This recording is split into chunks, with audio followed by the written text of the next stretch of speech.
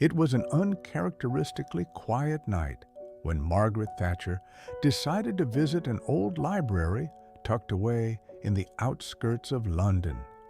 After a long day of political meetings, she yearned for a moment of solace. The building's exterior, illuminated by a single flickering lantern, revealed decades of fading grandeur. Hints of ivy clung to the stone walls as if telling stories of the past. Thatcher stepped inside, drawn by the faint smell of aged books. She exhaled slowly, letting the library's hush replace the bustling noise of Parliament halls. Yet, as she walked through the dusty aisles, she sensed an odd presence, an echo of footsteps that made her wonder if she was truly alone. With resolute curiosity, she pressed on, determined to find a small corner to read and reflect. Settling at a deserted reading table, Thatcher skimmed the spines of worn-out tomes. Just as she reached for a volume on British history, an abrupt clank echoed through the building. It sounded metallic, like pipes expanding with heat. Then another clang, and another. The old cast-iron radiator in the corner rattled as though it had a secret to share. The noise jolted her, a far cry from the quiet she had hoped for. Concerned, she approached the radiator and carefully placed a hand on its surface. The metal was warm, yet vibrating with each clang, almost as if it were calling for attention. She glanced around, expecting to see a caretaker or librarian. Nobody appeared. Intrigued and slightly unsettled, she decided to investigate further, suspecting that the radiator's rattle was more than just a mechanical glitch. As she tried to trace the radiator's piping along the wall, Thatcher noticed a narrow door behind one of the tall shelves. It was partially concealed by piled boxes of old newspapers. With some effort, she moved them aside. The door creaked open onto a dusty corridor no wider than a broom closet. A chill drifted from within, and flickering lights cast shadows that danced eerily on the walls. Following the corridor, she came to a cramped storage room lined with antique chairs, portraits, and an assortment of library oddities. At first, nothing seemed remarkable, until she caught sight of a small desk beneath a flickering overhead lamp. Upon the desk lay a thick folder labeled Confidential, 1952. Thatcher's heart quickened. Why would a library store confidential files? And who had hidden them here? Carefully, Thatcher opened the folder. Inside were documents detailing an old government social program, one focused on providing education and public resources in rural areas. Handwritten notes showed how the initiative had been abruptly defunded decades ago, leaving many communities without libraries, adult education classes, or basic reading materials. A knot formed in her stomach as she realized how deeply it might have impacted the nation's literacy and growth.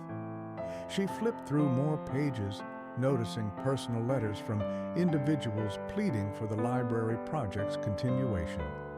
Each letter spoke of longing for knowledge, of dreams cut short, of opportunities lost.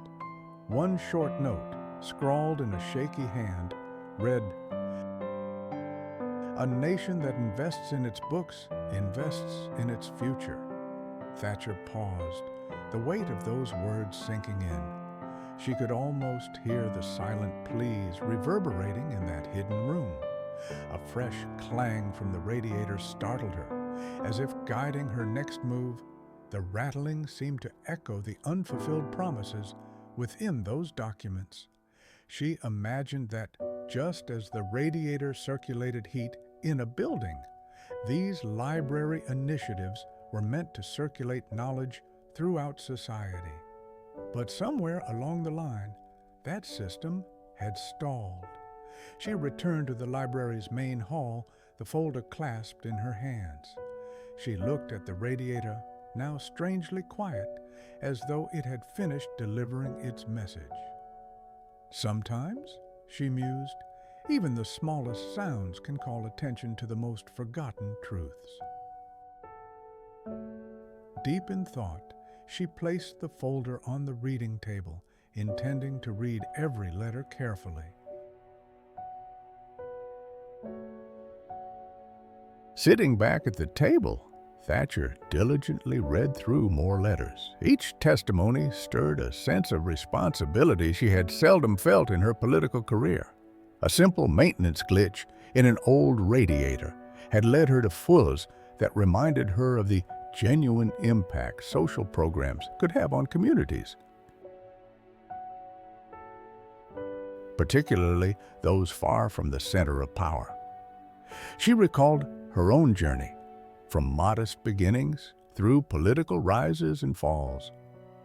If she'd been denied access to proper education, her life might have taken an entirely different path.